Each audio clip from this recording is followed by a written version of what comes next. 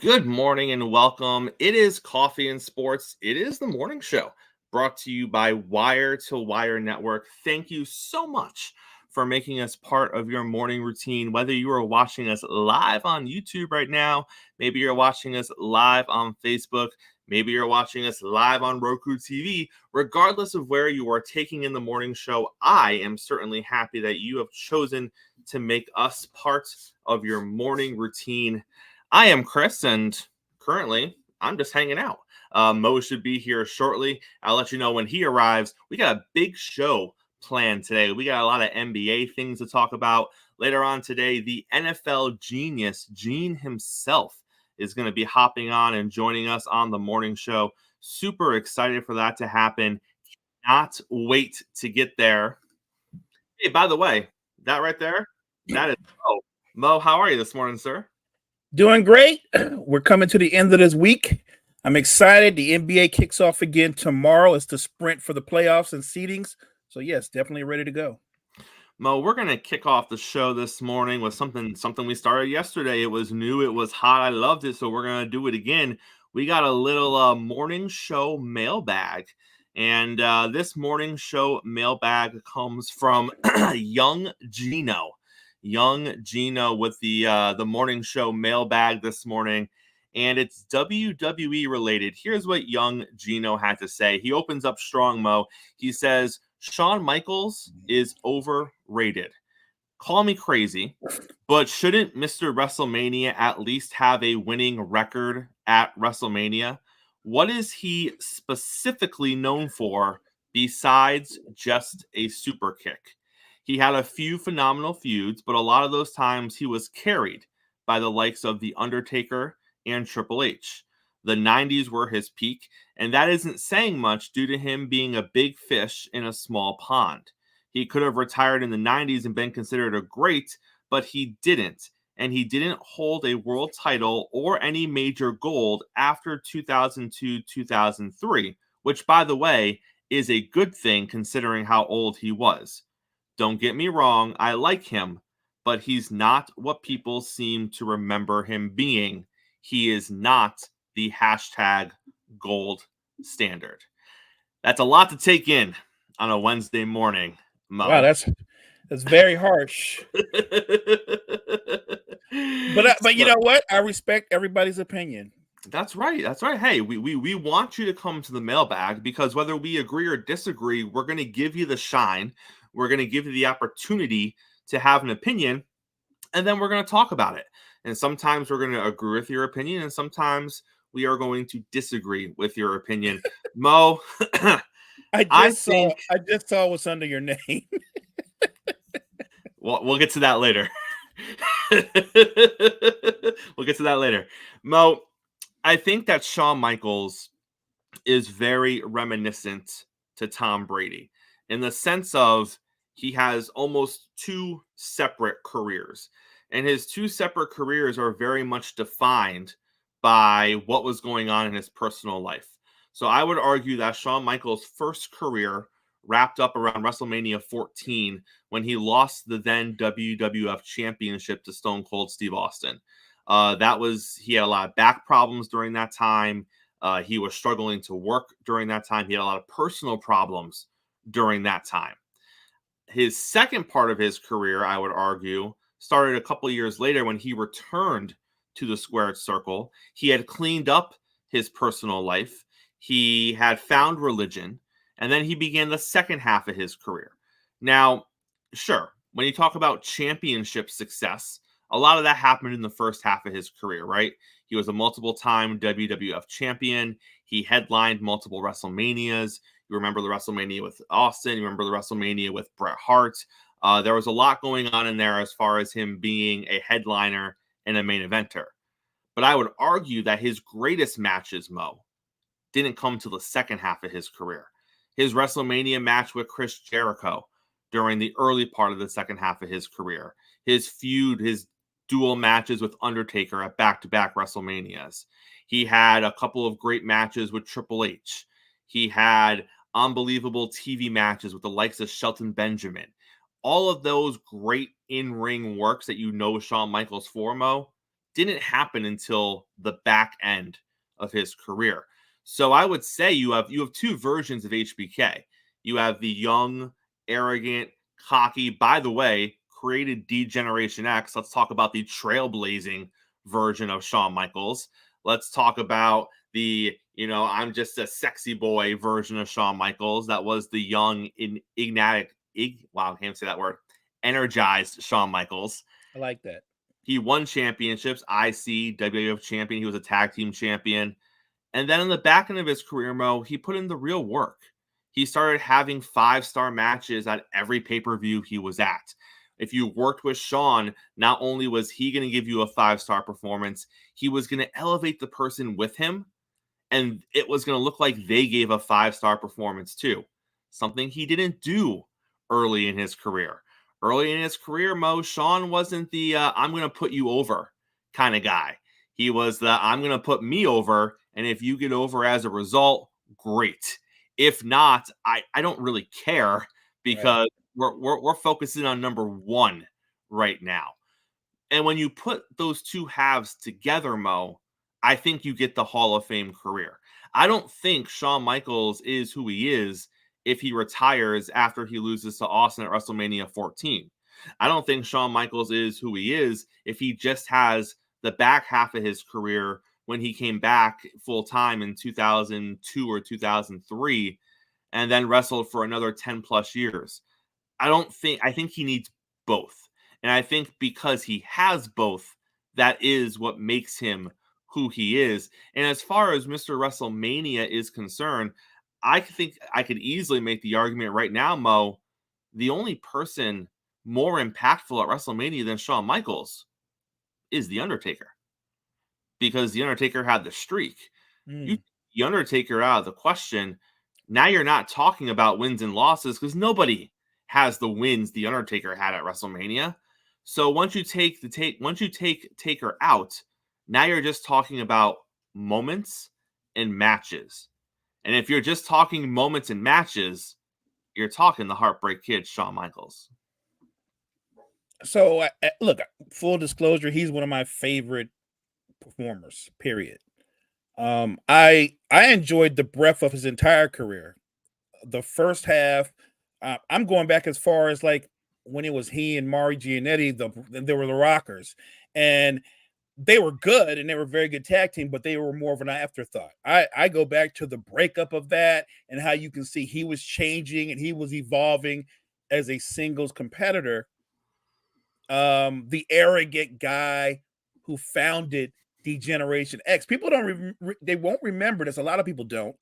Is that if he isn't who he was to D-Generation X, Triple H doesn't evolve and become the game. You have to realize that there was a point where Triple H was more of the sidekick, believe it or not. He was the sidekick to Shawn Michaels' shtick. Shawn Michaels brought out the personality that people didn't realize Triple H had that personality or a sense of humor. That was all Shawn Michaels. Shawn Michaels got the most out of Chyna, who wasn't really a big talker per se, but he elevated her. I would say to the person that dropped into the mailbag, I do respect your opinion. I disagree. He's much more than a super kick. The same way The Undertaker is much more than a choke slam or a pile driver. Shawn Michaels, if you're talking wins and losses, that's one thing. But if you're talking about epic battles, part of being a great in-ring performer is you get into these incredible epic battles and you might lose, but your performance elevates the guy who won.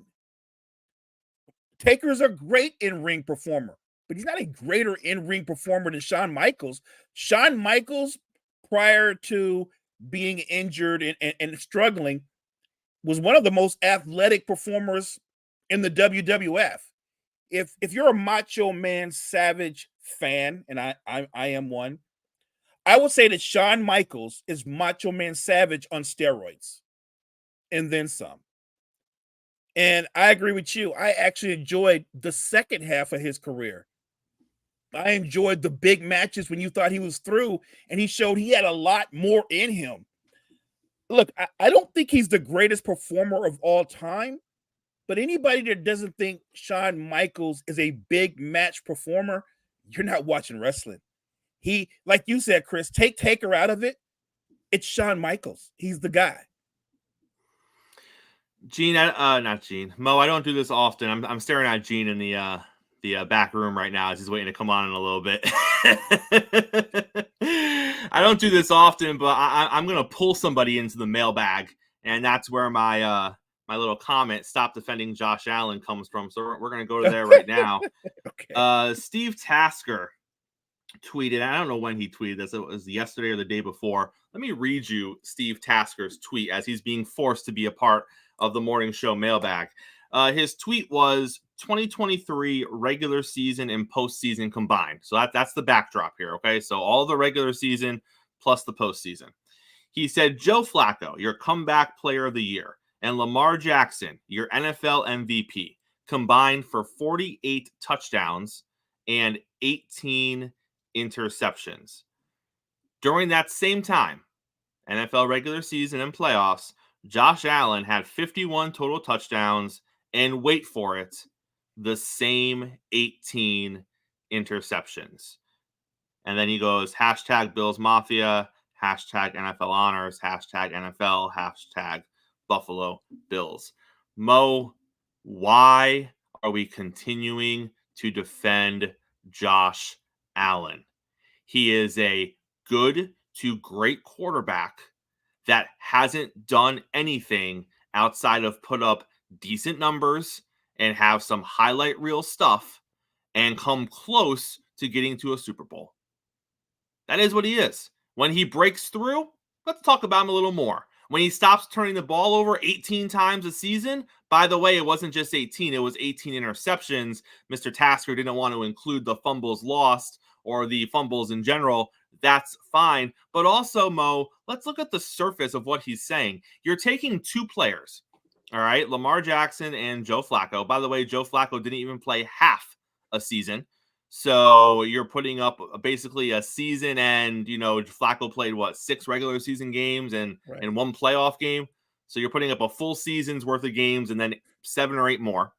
And you're saying that those two players, basically in 8 more games than Josh Allen, had a combined of 48 touchdowns while he had 51. That's great. First of all, I've said it before, Lamar Jackson shouldn't have been the MVP. I didn't want him to be the MVP. I would have said MVP went to Dak Prescott. And if you put Dak Prescott into this conversation, it blows up that whole touchdown comparison you were trying to make, Steve Tasker. So if you're trying to say that Lamar Jackson shouldn't have been MVP, I'm there with you. Josh Allen also shouldn't have been MVP because MVPs don't turn the ball over 20 plus times. But that's neither here nor there. Now, if you want to talk about turnovers, fine. Joe Flacco is turnover prone. I will give you that, all right? But if Joe Flacco played an entire season, they would have more touchdowns than Josh Allen had total. So you can't have it both ways. You can't sit here and cherry pick stats and be like, these two guys won the awards. They had the same turnovers as Josh Allen. By the way, they're two separate players. You're basically saying two players combined had the same number of picks as one player. Josh, it hurts your case, Steve Tasker. That's not how that should look.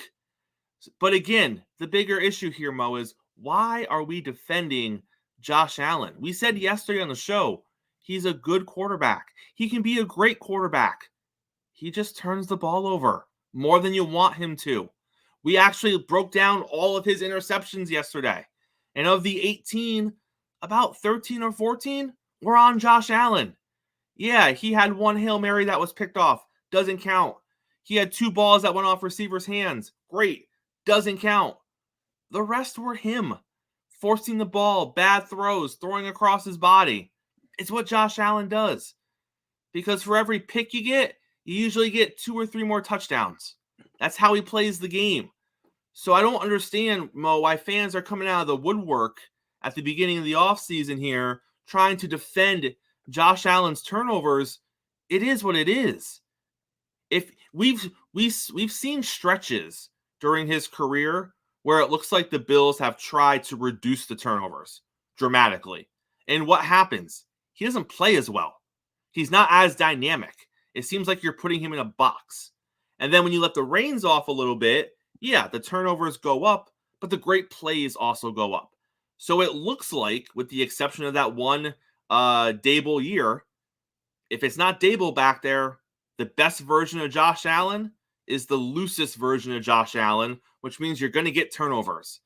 And as someone who, I don't like Josh Allen, but I've accepted it, that is who he is.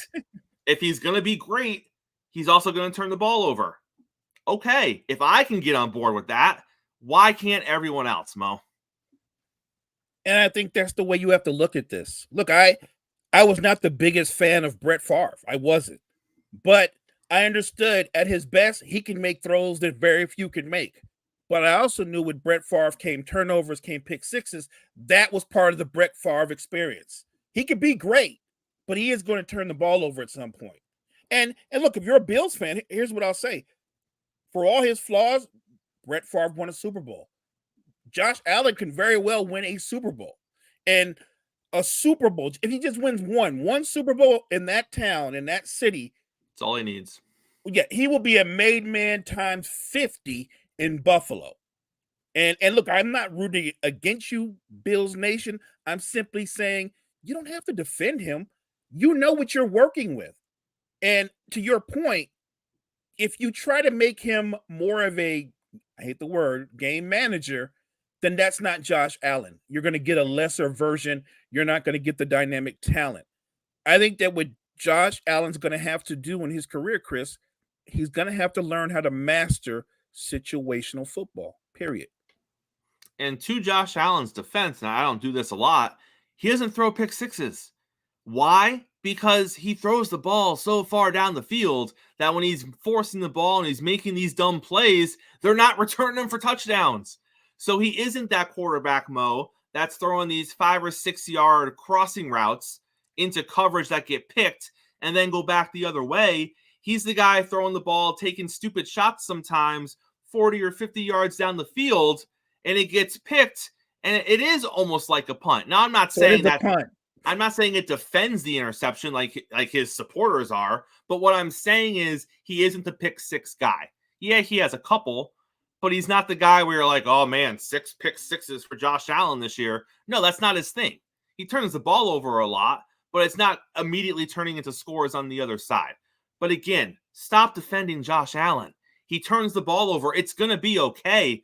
Let's focus more on, can we actually get back to a conference championship game? Can we win in those big moments and actually get to a Super Bowl? Because like we said, Mo, for a couple years, the talk was Mahomes 1, Josh Allen 1A. And then that went away after a year and a half. And now Josh Allen's kind of back in the pool with everybody else, trying to figure out who really is the 1A or the 2 to Patrick Mahomes. And right now, it really isn't Josh Allen or anyone else, to be honest. I personally think it's Joe Burrow, because Joe Burrow's gotten to a Super Bowl in the Patrick Mahomes era. Joe Burrow has beaten Patrick Mahomes postseason and regular season. So if I had to anoint someone to a number 2, it's Joe Burrow right now, until someone else can prove they can beat Mahomes in the playoffs, get to a Super Bowl, all that fun stuff. But just accept Josh Allen for what he is, and let's move on, Mo. Is that fair? And you don't have to defend him. You don't need to. You've got Tony Romo for that. You've got Tony Romo for that. Stop it. You're good. You're good. It's like he's got his own bodyguard. You're straight. It's not necessary. It is not necessary. Tony will defend Josh until the ends of the earth. Mo, let's talk a little NBA. Things went off in the NBA yesterday, and Pat Bev was involved in most of it. Pat Bev had himself a day in the NBA media yesterday. Let's start with Doc Rivers. So JJ Redick goes on ESPN, and he says what we have all been saying and what we have all been thinking, Mo, and that is Doc Rivers, he has a little bit of a medical situation, a little bit of an allergy when it comes to taking accountability. And he pointed out different points in Doc Rivers' career where he feels that Doc did not take accountability for certain situations with certain teams. And then he really did tie it into what's currently going on in Milwaukee. Now, to no one's surprise, Doc Rivers' son later on came out to defend him, but we'll put that on the back burner for now, because the first person that came out and defended him was Pat Bev. And not only did Pat Bev defend him, but Pat Bev does what most people seem to want to do, is they can't simply take, because keep in mind, and I'm going to bring up this situation that we brought up before. This is not a Cam Newton situation. JJ Redick didn't sit up there and say, Doc Rivers can't take accountability like I can. I'm the master of accountability. When it comes to accountability, I'm a game changer, and Doc is a game manager. When it comes, he didn't do that. He didn't put himself into the conversation. He simply gave his analysis of what he thinks Doc has done and what Doc hasn't done. But Pat Bev couldn't just address that. Pat Bev had to come and attack JJ Redick's career. Pat Bev had to come and say, how dare you say that about Doc Rivers? You were on the trash heap, and Doc Rivers pulled you off the garbage pile when nobody wanted you, and he gave you playing time and he gave you minutes. So how dare you come back and you bite the hand that extended your career 3 or 4 years when you should have been dead and gone if not for Doc Rivers. And then JJ Redick comes back and says, well, actually, I had more money and a better deal on the table, and I chose to go play for Doc Rivers. I may have done some things for my career while I played for him, but he by no means pulled me off the trash heap and salvaged my career. Agreed. I still would have played elsewhere if not for Doc Rivers. Thank you very much. And that's where JJ left it, because JJ didn't feel the need to go back to say what he already said, because what he already said, he felt confident in, Mo. So let's start there. Do you agree with what JJ said? Look, I thought everything JJ said was accurate. I mean, when I listened as I was watching the podcast, I thought he was spot on. It felt, though, at least from my point of view, it felt a little personal. It felt a little personal, and maybe it is because you never know how those relationships end. But he didn't say anything that was inaccurate. And so Pat Bev responding, isn't that just Pat Bev being a good teammate, being a good player, right? Obviously, he's a Doc Rivers fan. He currently plays for Doc Rivers again. Remember, he played for him with the Clippers. So he's standing up for his guy. I don't have a problem with that. But he was inaccurate saying that Doc saved JJ's career. That's not remotely true. JJ was one of the best shooters in the NBA, so there was no shortage of teams that wanted his services. You led with JJ said the things that we've all been thinking. That's 100% correct. He didn't say anything that we haven't already discussed to some degree. And I've heard Doc after the Bucks losses. I've heard Doc going back to the Sixers losses and the Clippers losses. And Doc's always got a really good line about how we just got to play better. Guys have got to do their assignments and this and that. And he doesn't really take full accountability. You're the head coach. You're the guy. I thought JJ Redick said everything 100% spot on. I have no problem with the way Pat Bev reacted. I just thought that's a good teammate. That's a good player. He's doing what he's supposed to do. I just wish he would have been a little bit more accurate in his response. And then, of course, later on, Austin Rivers comes out and Austin Rivers defends Doc Rivers, which, it's your dad. I would hope if you were going to say something, you would come out and defend Pops. That's his Pops. Right. Not going to have any issue with that. Say what you want to say. Get emotional. Have a bat. I don't care. It's your father. You come out and you defend him by all means, and you can say whatever you want to say. And I'm going to be like, it's his dad. I get it. So not going to get into what Austin said. But we are going to talk a little more about Pat Bev. So, Mo, the NBA is a business. You agree? 100%. Players come, players go. If a player is released or a player is traded or a player chooses not to re-sign with a team, at some point that team has to fill that roster spot, right? Yes. And it's just because, we can't just have open roster spots because this player is no longer here. Like, we still have to function as a team. Fair? Fair. Okay, well, Pat Bev's not happy. Pat Bev is not happy that the 76ers have signed Kyle Lowry. Pat Bev, in his quote, part of his quote was, "How dare you?" Pat Bev is no longer with the 76ers.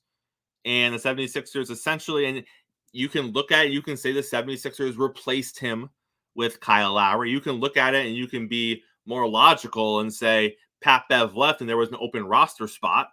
And the 76ers filled that roster spot with another player. Oh, and by the way, his name is Kyle Lowry. But Pat Bev is looking at it, Mo, as you replace me with that guy. That's the guy you chose to bring in. And now apparently Kyle Lowry is in the sights of Pat Bev. And when they play each other, I think it's in a week or two, Pat Bev he's going to lock him down. Pat Bev's going to show the business to Kyle Lowry because how dare you come in and take my spot on my former team? Mo, what the hell? Why are we creating feuds out of nothing? I think Pat Bev lives to be angry. But what I'll say this, if you know anything about Kyle Lowry, Pat Bev don't want none of that. You don't want none of that. Kyle's better. But not just better, but I'm talking about if you're talking about you're going to get physical with him like that, you're not going to get physical with him. He's much stronger than you. Like Kyle Lowry's that dude. On the low, he's one of those dudes that people know not to go at like that. So look, even at this stage in his career, Kyle Lowry's the better player. He is. It's not like the Sixers downgraded. For whatever's left in his tank, he is still an upgrade from Pat Bev. So I don't know why Pat Bev's being so sensitive, and why is he worried about it? You currently work for the Milwaukee Bucks. Focus on what's going on there instead of like looking back at the Sixers going, they basically moved me out for Kyle Lowry. You take it as a compliment. Kyle Lowry is a 6-time All-Star. You never made the All-Star team. I'm just saying. I think he thinks they should have left the spot open. No one can replace me in Philly. Just leave it open and be like, that's where Pat Bev was. That was Pat Bev's spot. Yeah, because he was there for so long. Right, I got you. I want to welcome the NFL genius himself, Gene, onto the show. And we're not going to start with NFL stuff today. Let me push the button. We got a JG button. I don't quite have a NFL genius button yet, but I do have a button that just changes the way things look a little bit when Gene comes on here. Gene, how are you this morning, sir? Good, Gene. Phenomenal. Capital P. How are Gene, you? We are great. Happy to have you here, sir. This segment of Coffee and Sports is sponsored by Sports Empire Network. Make sure you check out all things happening over at the Empire. Gene, before we get into NFL stuff, I want to talk a little NBA basketball with you. And specifically, I brought you on for the man on the wall behind you. That is one Kobe Bryant. Carmelo Anthony talked a couple of days ago about a trade that almost went down but didn't. And it was a trade that would have saw Kobe, Carmelo, and Pau Gasol on the same team. Gene, I bring this to you as a Kobe fan. If that trade went down, how many titles do you think that trio could have won in Los Angeles together if it was Kobe and Melo and Gasol on the same team? Can I go one less? Sure. I honestly don't think they would have won two. I think that Carmelo Anthony would have been a really bad fit with Kobe Bryant. And like, I just don't necessarily know if Carmelo would have got with the work ethic that Kobe would have instilled. And if Kobe had issues with Shaq's work ethic, and then you throw Carmelo in the mix, I'm not a fan of the way Carmelo played basketball. He played very selfish ball, very me ball. Honestly, it's funny. Like we talk about Julius Randle a lot, but the old school Julius Randle, like the better version of him was Carmelo Anthony. They play very similar basketball style. The ball gets stuck in their hand, a lot of ISO ball, a lot of drive ball, very little defense. And Carmelo was not a good defender. And I think that the part that made that yin and yang work was Meta World Peace. And that would have took his spot. Like that defensive, lockdown that he used to bring and that toughness that he brought, you'd be removing that from the court. I actually think they win one because the talent is too strong, but I don't think they win two. And if we're being completely honest, I think that the one they lose is the 2009 one to Boston. I thought that was, in my personal opinion, I thought that was a series that almost got stolen from Boston. I remember watching that series and seeing it. Like, I know Mo's a Lakers fan. I want to tread carefully here, but I remember watching that series and thinking that it was called very one-sided, and it was I don't know. I just felt like that a lot of things went LA's way that year. I watched that series and I thought Boston was the better basketball team. And I hate Boston. I was rooting for LA. Mo, what do you think, sir? It's an interesting idea. But I'll look at it from this point of view. That trade would have happened when Carmelo Anthony was 24 years old. That's a completely different Carmelo Anthony. That is the young, freakish athlete who could play above the rim, who could bully. He was too big for any 3 to guard, too quick for any 4 to guard, but he was 24. So I would like to think that he never had a vet. The only time he had a vet that really got up into him was when he had Chauncey Billups, and that team ended up meeting Kobe Bryant in the conference finals. So I'd like to think that if he played with a Kobe Bryant who's maniacal about training, about working out, and about being committed, I think that you would have got the better version of Carmelo Anthony. I think they would have beaten Boston. I think they would have won 3 titles. I think that Carmelo Anthony would have evolved differently. It's the argument about when Ben Wallace goes, well, we were better off. And it's one of the dumbest quotes ever. We're better off by getting Darko instead of Carmelo. And I was like, no, if you get Carmelo and all those veterans are there, Sheed, Billups, Rip, Wallace, and you got Larry Brown as the coach who doesn't start or deal with rookies. Melo's coming off the bench, but never mind that. The habits that you guys would have instilled with him, that would have been a different Carmelo. If that Carmelo Anthony is on the Pistons, what LeBron does in the 4th quarter by scoring 24 points, it won't matter because Melo would have been able to negate everything LeBron did. It would have changed everything in the East. So to get back on point, you put Carmelo Anthony, a young, impressionable Carmelo Anthony with his idol, Kobe Bryant, and I think you get a better version of Carmelo Anthony. Oh, and that's what makes these conversations so fun. I misquoted. The 2010 NBA Finals was the 2009. We always forget, and I always forget. Maybe I know Mo doesn't forget, but that was the year that we got the finals that we didn't want to see. We all wanted to see Kobe versus LeBron. Right. We got Orlando.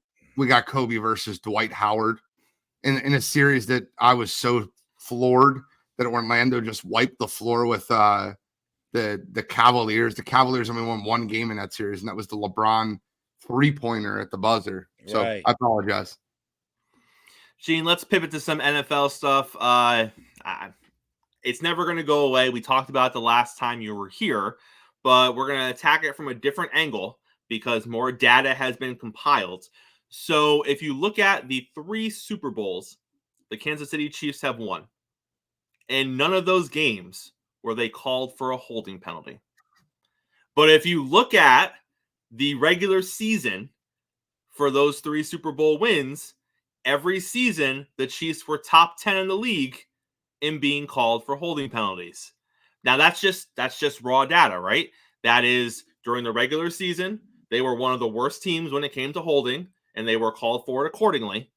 And then in the biggest game of the year in each of those seasons, they weren't called once. Now, a Chiefs fan can look at it, Gene, and say, hey, they cleaned up their act.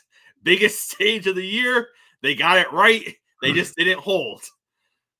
Other people look at it and say, the fix is in. The NFL wanted them to win. They didn't call any holding. Gene, I don't think you lean too far to either side. I think you're more down the middle. Let's put this to rest. What happened? So, just to be clear, the NFL Super Bowl has been called in the last 5 to 6 years as an NBA playoff game. Calls just happen less. You have to be more egregious with your hold. Here's a case in point, right? I didn't even know you were bringing this up. Like, I didn't even know, but like, I know this stat off the top of my head.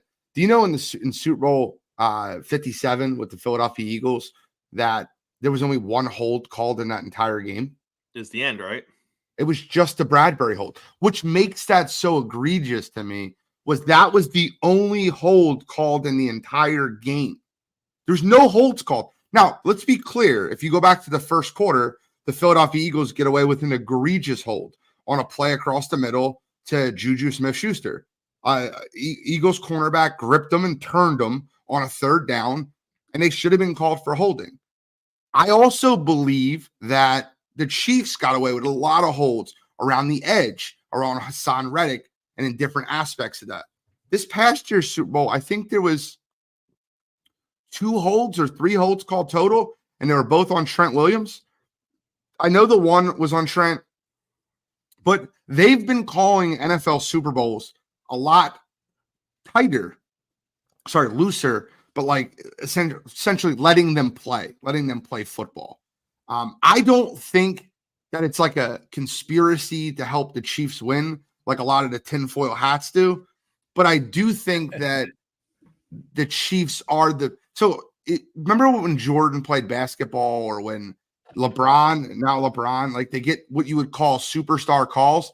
I do think that Kansas City Chiefs get some superstar calls where they kind of allow a little bit more to protect Pat. You know what I mean? You got to protect Pat. And to be the champ, you got to beat the champ. The whole boxing expression. But I think they could do a better job of calling football games. But to be clear, I watched that whole football game, and I seen 2 bad holding calls that weren't called. And the most notable one was like a ring around the Rosie, ring around Fred Warner's neck when he was blitzing up the middle. And that was just egregious. But I don't necessarily think it changes the outcome of the football game. And maybe I'm just, being tinfoil hat. But I don't think that the game is called unfair. I think the 49ers had plenty of opportunities to win the game. I think the Eagles had plenty of opportunities to win the game. It just sucked to end one of the greatest Super Bowls on the only hold of the game being something of that minuscule. Mo, 2 of those games involve your team. Being a Niners fan and being invested as you are, do you agree with Gene that, it's just they're letting them play a little more? It's going to be a little more hands-on, and it is what it is. It doesn't really impact the game. I agree. I watched the game, and George Kittle is one of the best, if not the best, blocking tight end in football. And there were a couple times where he like press slammed the guy, but he was holding him. It was so obvious, and they didn't call it. Look, I'm with Gene. I think they let them play more. It's not a conspiracy for the Chiefs to win, and it's as simple as that. Look, we had more than enough opportunities to win that football game. We didn't lose it. Kansas City won it. Gene, we talked yesterday on the show about Mike Tannenbaum and how he gets paid just to not even he's not an entertainer. I wouldn't put him in that category. I wouldn't say that he's a Skip Bayless who's paid to make ridiculous takes. He thinks he's making smart takes, and I just think he is an idiot. But you brought up in the chat yesterday, I'm sorry, like that his take yesterday was terrible. And the fact that he honestly believed in it, like I judge, and I'm concerned about everything you've done in the NFL world if that is a legitimate take that you have. But you brought up in the chat yesterday someone who is cut from the same cloth as Mike Tannenbaum, and that is Chris Sims. Now, I personally am very biased in this conversation because for years, Chris Sims just bashed the hell out of Tua Tagovailoa. And when Tua made the turn, when Mike McDaniels became a head coach, there was no apology tour for Chris Sims. Chris Sims now talks about Tua like he's always thought he was a good quarterback, and it bothers the hell out of me. But Chris Sims was at it again this past week, Gene, when he said the most overrated player in the NFL, the entire NFL, gentlemen, is Jalen Hurts, the quarterback of the Philadelphia Eagles. Gene, I'm just going to let it lie there. Do you know you have the most overrated player in the NFL today leading your team? Do you ever meet someone that like says a take very early in someone's career and can't get off that take? And I think that's what Chris Sims is at. Like, I thought it was a really good impression when they said that, like, Jalen Hurts steal your lunch money. Like, did he date your daughter? Did something happen that you don't like him? But here's the cold hard facts about it, right? And I'm going to make fun of myself here.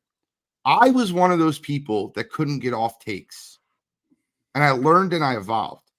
I was on Carson Wentz till like the year after he left, until he was on the Colts. I'm like, he's going to look so much better with Frank Wright and blah, blah, blah. And I had to die on that hill, and I died on that hill, and I looked terrible on that hill. That Jacksonville game was like the last game of the season. I'm like, oh, well, I was wrong. I have to eat some crow. Brock Purdy was another one all last year, but I learned from my mistake. Last year I said how bad Brock Purdy was. I'm like, hey, he's Mr. Irrelevant for a reason. It's system. It's this. And then the first game of the season versus Pittsburgh, I changed my tune. I admit I'm wrong. I think the most important part to being a good analyst and to being a good man is being able to admit when you're wrong. And Chris Sims cannot do that. And with Jalen Hurts, I think that when you get your second in MVP vote, you would have won the MVP if you didn't get hurt and miss 2 games. You go toe-to-toe with Patrick Mahomes, one of the greatest Super Bowls we've ever watched, 34-31. He scores 3 touchdowns with his legs, 1 with his arms. Like, he was incredible in that football game. Not to mention he had an octopus. When he ran in the 2-point conversion, the whole world knew Jalen Hurts was running that ball for that 2-point conversion. And guess what? He still got in the end zone. To call him overrated or the most overrated player in the NFL is silly, right? It's silly. And I actually think the distinguished for most overrated player in the NFL is very no matter who you say it's going to be a negative or naysay comment. He didn't need to do that, right? But to Chris's credit, and here's the one thing I will give him credit for, he got everybody talking about him. And Chris Sims is somebody that I think he lives, in the words of Roman Reigns, I think he lives in the land of irrelevancy until he says stupid things like this. Agreed. And then he gets himself put all over the news. No, very well said. And Mo, Gene pointed out, he didn't just say he was, the most overrated quarterback in the NFL, which again would have gotten people talking in a quarterback vacuum conversation. He took it a step further and he just said he is the most overrated player in the NFL in general, to which point you're like, well, come on now. But Mo, to Gene's point, he did what he wanted to do. He created a conversation that was centered around what he said. And I think that's what people do nowadays, right? In the media, more times than not. I think sometimes they say things that they full on well don't even believe what they say to get a reaction, right? To get a click, to get a response. If you named all the sports media analysts in any of the major sports, I don't think Chris Sims would be one of the first names that come to your mind. Fair. You know what I'm saying? Like, he's not that guy. But because he knows he's not that guy, let me say something outrageous about somebody like Jalen Hurts, because I know people will come for me, and that's good for me, right? That's become commonplace nowadays, right? If Cam Newton says something out of pocket, it's Cam speaking his truth, or is he just really trying to find a way for people to come his way and get clicks, right? Because when Cam lays out an opinion, 9 times out of 10, the opinion usually is about Cam. It's really not even about the person. It's about Cam.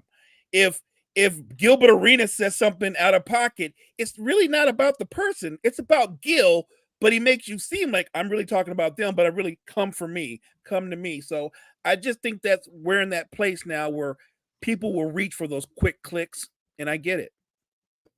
Gene, if by some miracle Russell Wilson doesn't take the $1 million contract next season to back up Aaron Rodgers in New York, and he makes the career suicide choice of doing anything else besides that, there might be a possibility that he could be the starting quarterback for the Pittsburgh Steelers.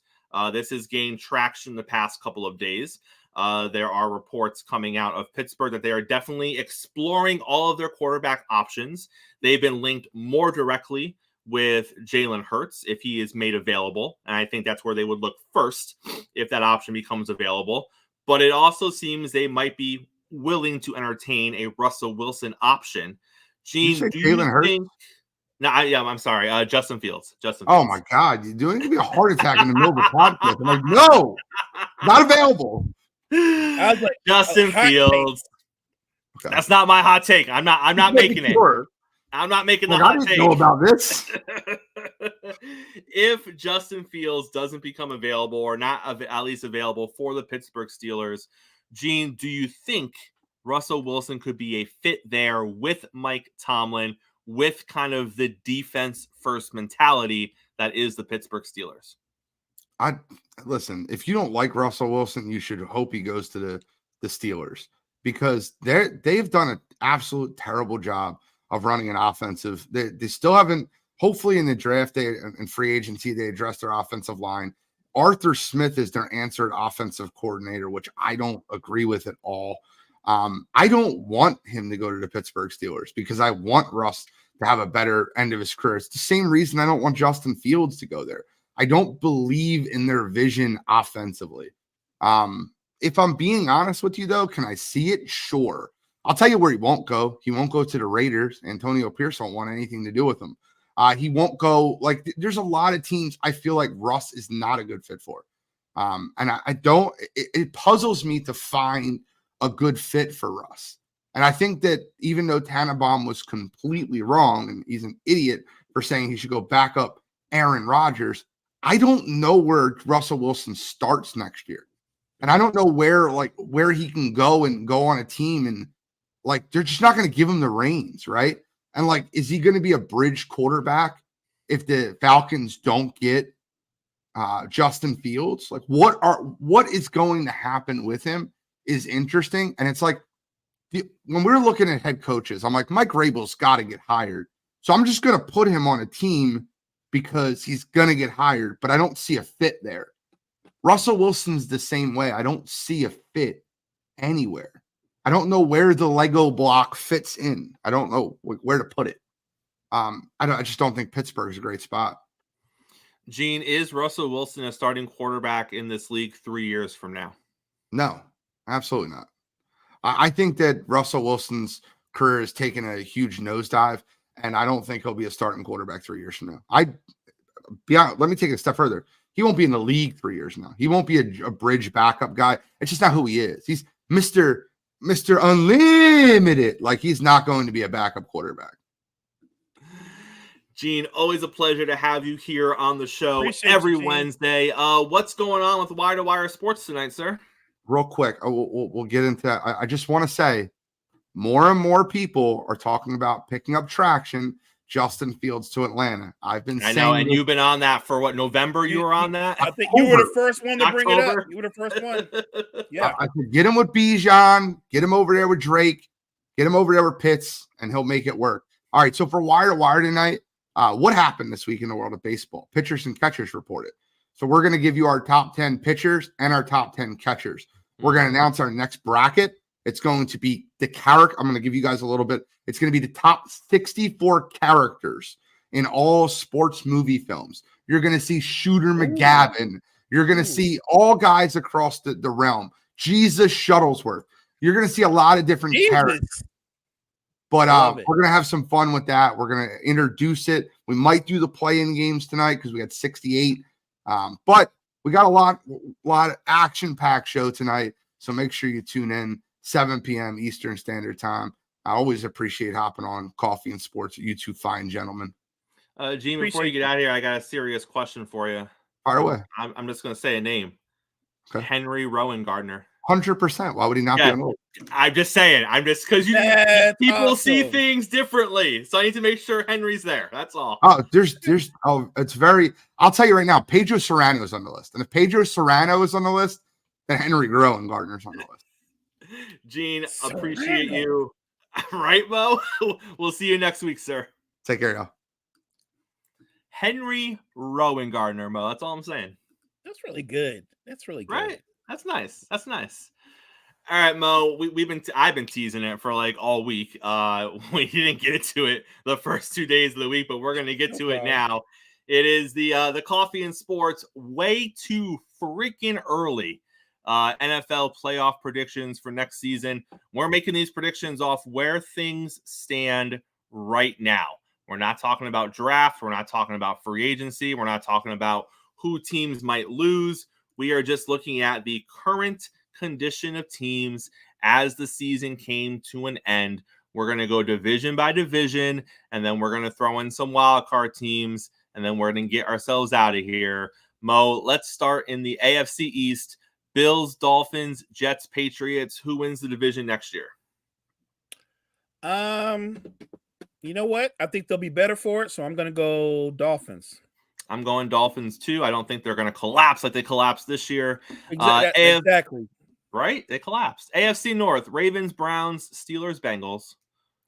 That is such a tough division, man. You know what, though? I'll say this. We're talking about the regular season. I say the Ravens win the division. I'm going to go basement to penthouse, the Bengals with a healthy Joe Burrow back to the top. I'm going Bengals to win the AFC North. AFC South, Texans, Jags, Colts, Titans. Ooh, that's a good one. I don't have a lot of big faith in the Jags, so I'm going to say the Texans improve upon last season and win it again. I'm going to go Colts. I just think the sophomore slump happens, and I don't know what it's going to look like for the Texans with their second-year head coach and their second-year quarterback. But based on where things sit right now, not knowing much for anything, I'm just going to say the Colts. The Colts have a nice little bounce back, you know? How about the AFC West? You got the Chiefs, the Raiders, the Broncos, and those Jim Harbaugh Chargers. I think the Chargers are going to have a really good season, but until further notice, I'm going with the champs. You do not bet against Patrick Mahomes. I will say at some point underneath my name, it will say stop betting against Patrick Mahomes. Right now it says stop defending Josh Allen, but at some point people are going to stop doing it. I am going Chiefs as well. Again, you don't knock it until they prove that they can't do it anymore. Let's jump over to the NFC. Cowboys, Eagles, Giants, Commanders. Mo, before you answer this, in the realm of takes I couldn't believe, last week, Colin Cowherd said the Washington Commanders were going to win their division next season. How about them apples? Colin's an interesting guy, but that's probably why he's not a GM. So I'm going to go Eagles because I think that Howie Roseman will do what he does. I'm going to go Eagles, and the Cowboys will be second in the division. Cowboys won it this year, right? They did. Yeah, they haven't had a repeat winner in like 15 or 16 years. So just for the sake of not breaking that, I'm going to go Eagles as well because I like it. I like the parity over there in the NFC East. In the North, we got the Lions, Packers, Vikings, and Bears. I'm going to go Lions. I think they might not win as many games as they did last year, but they'll win more than anybody else in the division. So I think they're the team to beat. Mo, you must have forgot that Jordan Love's going to win a Super Bowl. Did you forget that? Well, I mean, maybe on Madden. Oh, God. Yeah, okay. I'm going Lions as well. Hey, but that might change because we don't know what's happening with Kirk Cousins. But for now, it's Lions. For now, it's Lions.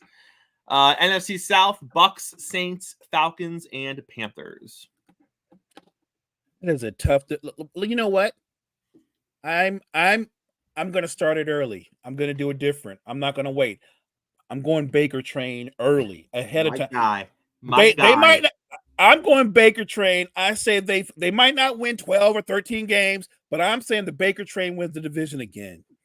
I like it. For now, I'm going to go Baker Train as well. Obviously, things might change later on if Justin Fields joins that division. This is true. The draft and free agency could definitely shake that division in particular up. We don't know what's going to happen to Mike Evans. Apparently, Evans and the Bucks are miles apart on money and contract numbers, but we'll see. But for the time being, I think that Evans and Baker are going to be there. So I'm on the Baker Train as well. By the way, you'll find Mo and us at the door giving out the buttons and the T-shirts as you come on to the Baker Train. So 100%. Make sure you grab one of those because they are nice. And then we got the NFC West, Niners, Rams, Seahawks, and Cardinals. So, yeah, I think even with their cap issues, I'm going to go with the Niners to repeat and win the division again. I'm going Rams. You know what? Scariest team in football. Hey, you don't have to get me on board. Now that's not my team, but if the Niners don't win the division, it'll be because of the Rams.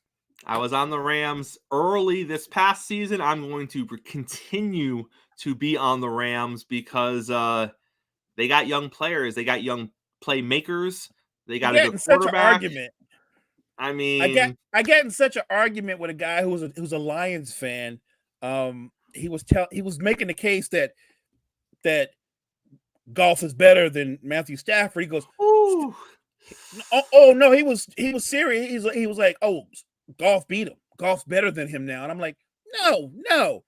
Goff had a better team. Stafford's the better quarterback. Don't get it twisted. don't be caught in the moment.